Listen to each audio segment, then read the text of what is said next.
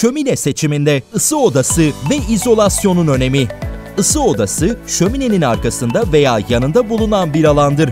Burada yanma işlemi gerçekleşir ve ısı üretilir. Isı odası, yanma işleminden kaynaklanan gazları ve dumanı kontrol eder. Bu, daha temiz bir yanma ve daha az duman çıkışı anlamına gelir. Ayrıca ısı odası, şöminenizin daha etkili bir şekilde ısınmasına yardımcı olur. Bir diğer önemli faktör ise izolasyon. Şöminenin dış yüzeyindeki izolasyon, odanızın sıcaklığını muhafaza eder.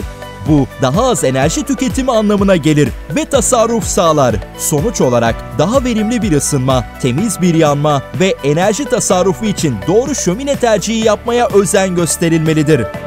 Aksan Şömine, 1987'den bugüne evinizi sıcaklık ve zarafetle buluşturuyor.